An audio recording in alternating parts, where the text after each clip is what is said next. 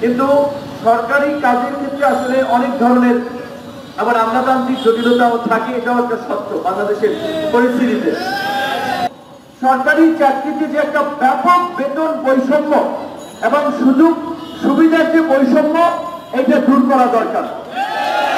সরকারি চাকরিতে প্রথম শ্রেণী থেকে 20তম গ্রেডের যে বেতন বৈষম্য, 8,400 টাকা থেকে 78,000 টাকা, এই রকমের আকাশ এবং পাতাল বেতন বৈষম্য হতে পারে না। প্রথমত এটা আমাদের একটা পরিষ্কার দাবি, এই বেতন কাঠামো রিভিউ করে পর্যালোচনা করে নবম পে স্কেল সবার জন্য নিশ্চিত করতে হবে এবং এত বেতন বৈষম্য হবে না। আজকে বেসরকারি এমপিওভুক্ত স্কুল, কলেজ, মাদ্রাসা, কারিগরি শিক্ষকদের সার্বজনীন বদলির একটি বিষয় নিয়ে এখানে আমাদের জাতি সমাজ গড়ার কারিগর শিক্ষকরা এখানে সমবেত হয়েছে। আমার সাথে গতকালকে তারা এই প্রোগ্রামে কথা বলেছে। আমি এই মুহূর্তে মুক্তিযোদ্ধাদের একটা প্রোগ্রাম থেকে এসেছি, আমার একটা টেলিভিশন রেকর্ডিং প্রোগ্রাম আছে। তারপর আমি এখানে এসেছি, প্রথমত এটা একটা শিক্ষকদের প্রোগ্রাম, অবশ্যই শিক্ষকদের প্রাধান্য, শিক্ষকদের মর্যাদা সবার আগে হওয়া উচিত। এটা অত্যন্ত দুঃখজনক যে শিক্ষকরা তাদের একটা বিষয় নিয়ে এখানে বসে আছে, আন্দোলন করা লাগতেছে। বর্তমান শিক্ষা উপদেষ্টা অত্যন্ত সজ্জন ব্যক্তি, আমাদের খুব পছন্দের মানুষ, সহজ সরল মানুষ, সবাই গেলে কথা বলে। আমার ধারণা যে আপনাদের এই বিষয়টা সম্পর্কে তিনি অবগত থাকলে অবশ্যই তিনি করে দেবেন, কারণ তিনি একজন শিক্ষা বান্ধব মানুষ এবং ব্যক্তিগতভাবে তাকে আমি খুব ভালোভাবে চিনি, গুণী মানুষ।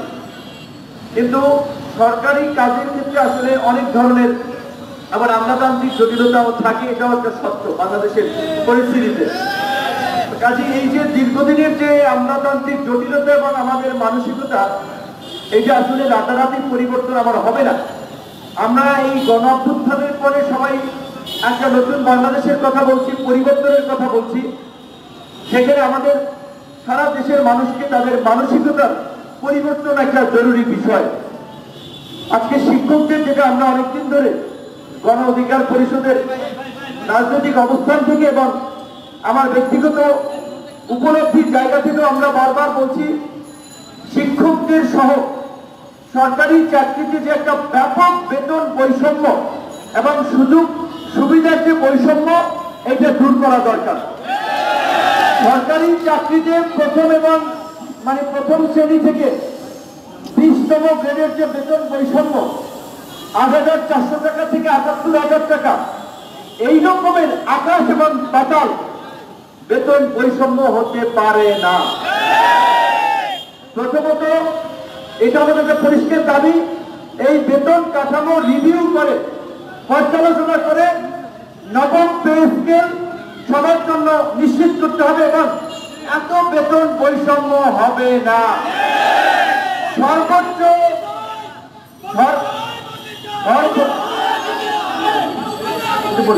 সর্বোচ্চ বেতন কাঠামো থাকতে পারে 8 থেকে 10টি। এই শিক্ষকদের, সে প্রাইমারি স্কুলের শিক্ষক হোক, হাই স্কুলের শিক্ষক হোক আর বিশ্ববিদ্যালয়ের শিক্ষক হোক, তার পরিচয় সে শিক্ষক। আগামী নেতৃত্ব তৈরি করার কারিগর। নেতৃত্ব মানে শুধু রাজপথে স্লোগান দেওয়া, বক্তব্য দেওয়া না, প্রত্যেকটি পেশার জন্য নেতৃত্ব তৈরি করা, সেই কাজটি করবে শিক্ষকরা। তাহলে শিক্ষকদের যদি সেই ধরনের সুযোগ সুবিধা না থাকে, তাদের বেতন বাড়ানোর জন্য, সুযোগ সুবিধা বাড়ানোর জন্য যদি আন্দোলন করতে হয়, তাহলে দেশ চলবে কিভাবে? আজকের এইখানের শিক্ষক কমিউনিটি তারা একটি সুনির্দিষ্ট দাবিতে এখানে উপস্থিত হয়েছে, যে সার্বজনীন বদলির বিষয়, যেটি হচ্ছে শূন্য পদের বিপরীতে বদলি। একটা জায়গায় যদি পদ শূন্য থাকে, ওইখানে তো শূন্য পদ আছে, সুতরাং সেই ক্ষেত্রে কেউ যদি বদলি হয়ে যেতে চায়, এটা তো অন্যায় না, এটা অন্যায্য না। এই দাবিতে তো আমার মনে হয় যে কেউ যদি এই যথাযথ কর্তৃপক্ষের আমলে আনে এটি করে দেওয়া উচিত।